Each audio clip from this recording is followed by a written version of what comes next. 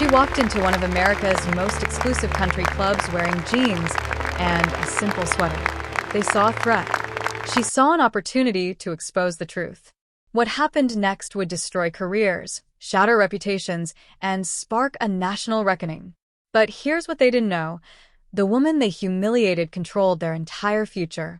This is the true story of the day prejudice met its match. Sometimes, the most important tests in life don't happen in boardrooms or laboratories.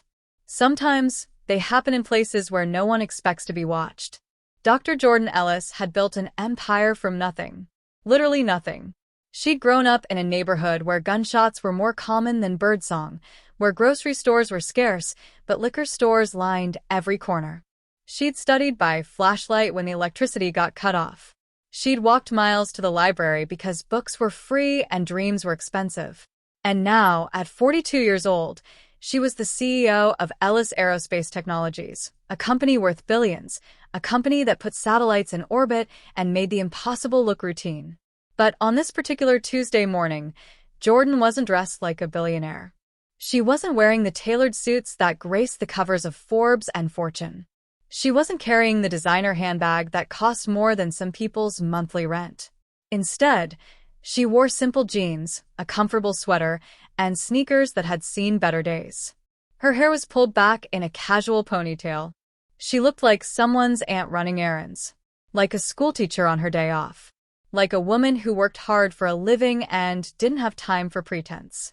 This was intentional. Completely, carefully intentional. Because Jordan Ellis was about to conduct the most important evaluation of her career, and nobody at the Meadowbrook Country Club knew she was coming. She'd been considering a substantial donation to Meadowbrook. We're talking millions of dollars to fund youth programs, scholarships, community initiatives. The kind of money that could change lives. The club's director had been courting her for months, sending glossy brochures and invitation letters written on heavy cream cardstock. Meadowbrook represents the finest traditions of community and excellence, they'd written. A place where character matters more than credentials. Character. That word had stuck with her. So Jordan had decided to test it. Not as Dr. Ellis, CEO and philanthropist, but as just Jordan, a regular woman walking through the door. Because here's what she'd learned in her journey from poverty to power. How people treat you when they think you're nobody tells you everything about who they really are. The morning was crystalline and perfect as she pulled her car, not the Mercedes, but a modest rental sedan, into the visitor parking lot. Meadowbrook Country Club sprawled across the landscape like something from a movie, all white columns and emerald lawns, tennis courts that gleamed in the sunlight, a golf course that rolled toward the horizon in waves of impossible green. Everything whispered money. Old money. The kind of money that didn't need to announce itself, because it had been there for generations. Jordan took a breath, checked the small recording device discreetly positioned on her purse strap, perfectly legal in this state, as long as she was part of the conversation, and stepped out of the car. The first thing she noticed was the silence. Not the peaceful kind. The watchful kind. She walked toward the main entrance, her sneakers quiet on the pristine pavement. A couple in tennis, whites, passed her on the path. The woman's eyes flicked over Jordan's casual clothes, and something cold passed across her face. No smile. No nod. Just a deliberate turning away, as if Jordan had suddenly become invisible. Jordan filed it away. One data point. Keep moving. The clubhouse was stunning inside, all dark wood and brass fixtures, oil paintings of past club presidents lining the walls like a gallery of stern grandfathers. The air smelled like lemon polish and expensive cologne. Through tall windows, she could see the dining terrace where members sat at white-clothed tables, sipping mimosas and laughing at jokes she couldn't hear. She approached the host stand where a young man in a crisp uniform was studying a reservation book. Jordan waited. He didn't look up. "Excuse me," she said politely. "Nothing." He turned a page, his pen hovering over a name. "Hello." Jordan tried again, her voice a little louder. The young man finally glanced up, and his expression shifted instantly. Not to welcome, to confusion tinged with something that looked uncomfortably like disgust. "Can I help you?" The emphasis on the word you was subtle but unmistakable. I was hoping to look around, Jordan said, keeping her voice even, pleasant. I've heard wonderful things about Meadowbrook. Are you a member? No, but Member guests need to be accompanied by their sponsor. He was already looking past her, scanning the room for someone more important. I understand. I'm actually considering. The service entrance is around back. He said it flatly, like he was reading from a script he'd memorized long ago. Jordan felt the words hit her chest. The service entrance. Because she was wearing jeans and sneakers. Because her skin was brown. Because she didn't look like she belonged in this temple of privilege and power. She could have told him who she was right then. Could have watched his face drain of color as he realized his mistake. But that would defeat the purpose, wouldn't it? She needed to see how deep this went. I'm not looking for the service entrance, Jordan said quietly. I'm a visitor. The young man's jaw tightened. Before he could respond, a woman's voice cut through the air, sharp, authoritative, dripping with the confidence of someone who'd never been told no in her entire life. Is there a problem here? Jordan turned to see a woman in her mid-50s approaching, her blonde hair perfectly styled, her cream-colored pantsuit probably costing more than most people's monthly salary. Behind her walked a man in expensive golf attire and a young boy, maybe 12 years old, holding a plate of pastries from the breakfast buffet. No problem, Mrs. Whitmore, the host said quickly. I was just explaining. I saw what was happening. Patricia Whitmore's eyes raked over Jordan with open disdain. This is a private club. Members only. I'm aware, Jordan said, her voice still calm, still measured. I was simply asking about. That's when it happened. The boy, Brandon, she would later learn, stepped forward with the casual cruelty that only privilege can breed. He looked at Jordan, looked at his mother for approval, and threw a chocolate croissant directly at her head. The pastry hit Jordan's temple, flaking across her shoulder, leaving a smear of chocolate in her hair. For a moment, time seemed to stop. The conversations around them died. Jordan stood frozen, her hand slowly rising to touch the sticky mess on her face. She waited for the apology, for the parents to gasp in horror, to discipline their child, to demonstrate that this was unacceptable, that people, all people, deserved respect. Instead, Patricia Whitmore smiled. Brandon, don't waste good food, she said, but her tone was amused, indulgent. Though I suppose she does look like she needs it. The man, David Whitmore, laughed. Actually laughed. Probably came in looking for handouts. They always do. Jordan's hands trembled, but not with weakness. With rage. With absolute, crystalline clarity about what was happening. She'd faced down hostile boards of directors. She'd negotiated with foreign governments. She'd fought her way out of poverty and into power. But this casual, cruel dehumanization? This was something different. I think you need to leave, Patricia continued, stepping closer, her voice dropping to a venomous whisper. Before we call security. We've had problems with people like you before. Coming in here, pretending to belong, probably planning to steal something. People like me, Jordan repeated softly. Not a question. A statement.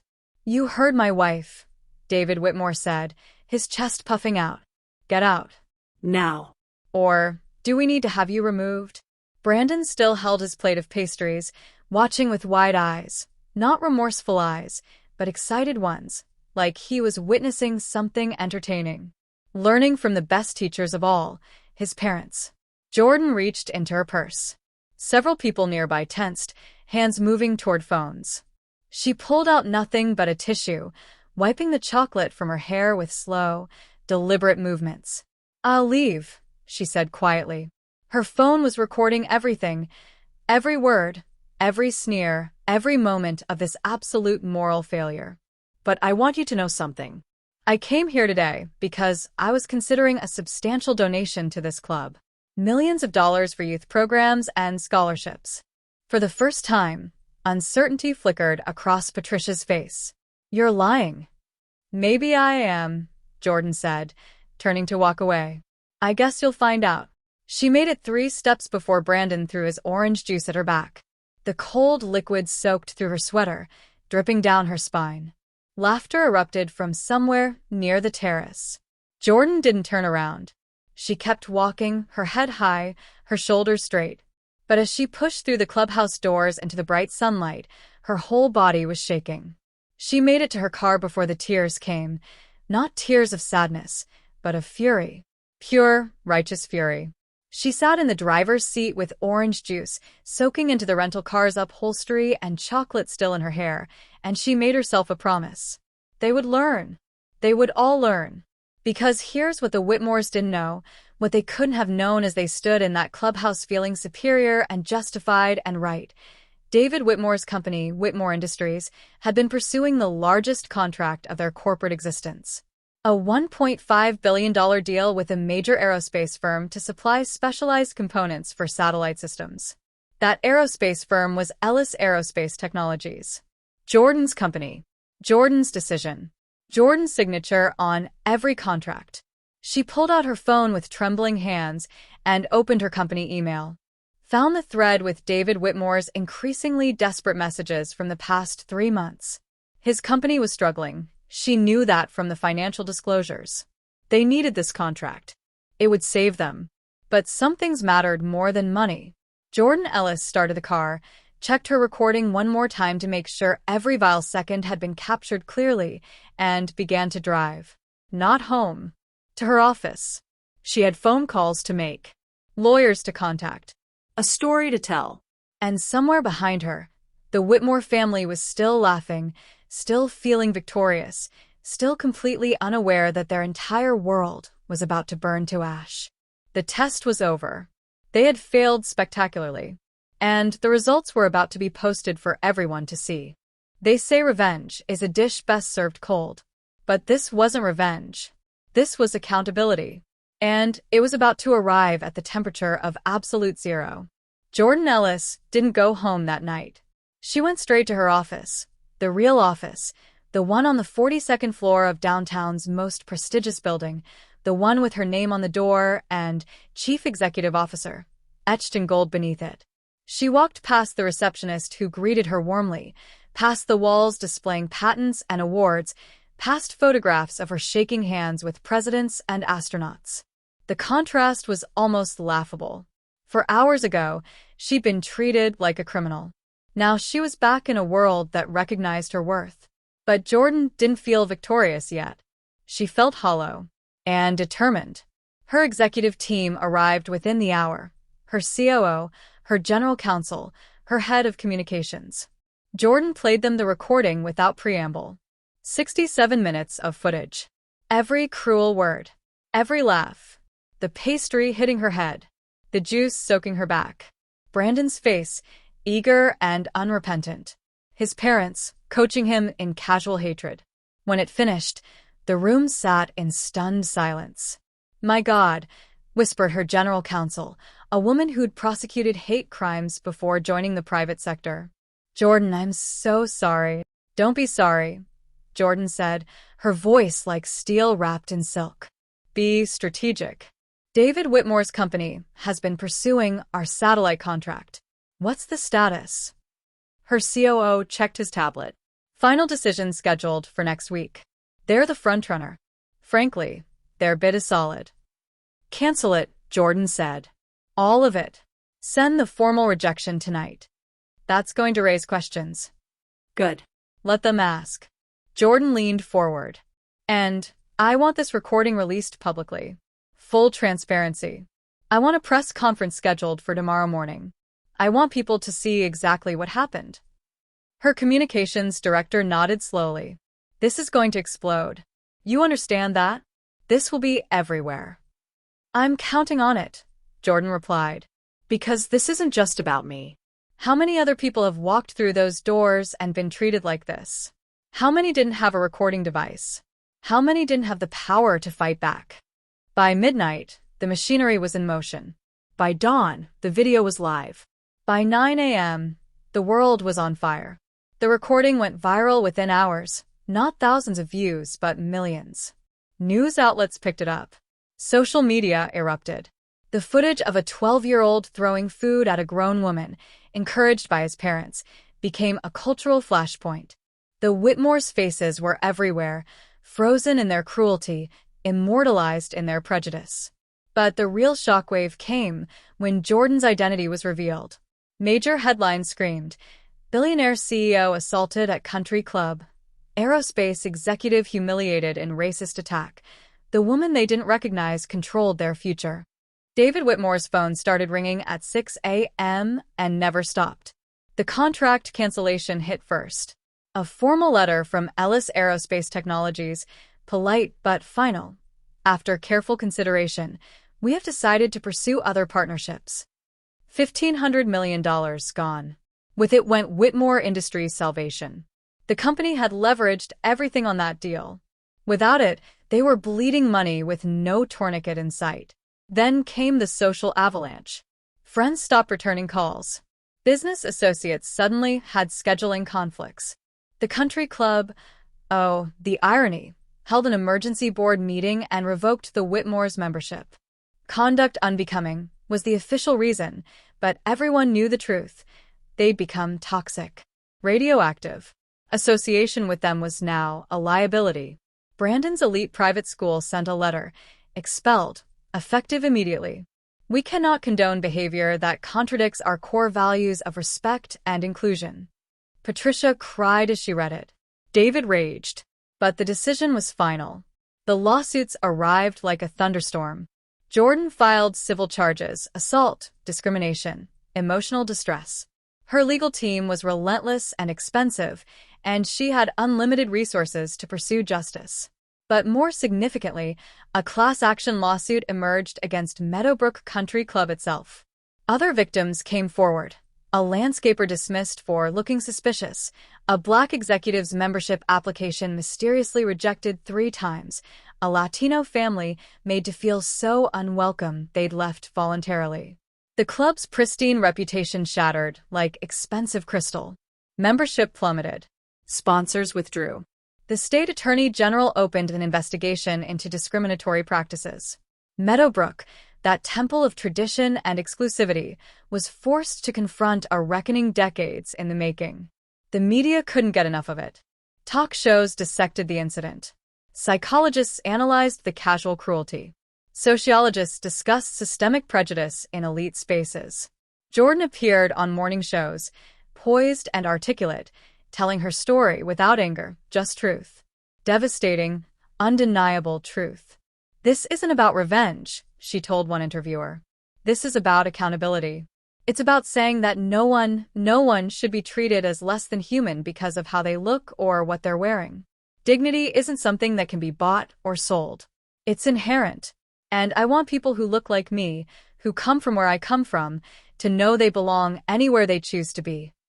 But Jordan didn't stop at punishment. She transformed her pain into purpose. She announced the Jordan Ellis Opportunity Scholarship, a $50 million initiative to support underprivileged students pursuing careers in science, technology, engineering, and mathematics. The first class of recipients would be announced within months. Hundreds of young people who'd been told they didn't belong would now have doors opened wide. Meadowbrook Country Club, desperate to salvage its reputation, pledged mandatory diversity training, revised membership policies, and established its own scholarship fund. Too little, too late for some, but a start. As for the Whitmores, David's company declared bankruptcy within 6 months. They lost their home. Patricia's social circle evaporated completely. And Brandon, that boy who'd thrown pastries and juice with such casual cruelty, was now infamous, his face recognized, his future complicated by a viral video that would never disappear. Some people called Jordan merciless, but she slept soundly, because she knew something they didn't. Mercy, without accountability, isn't kindness. It's permission to harm again. One terrible day, one woman's courage, and a ripple of change that would reach further than anyone imagined.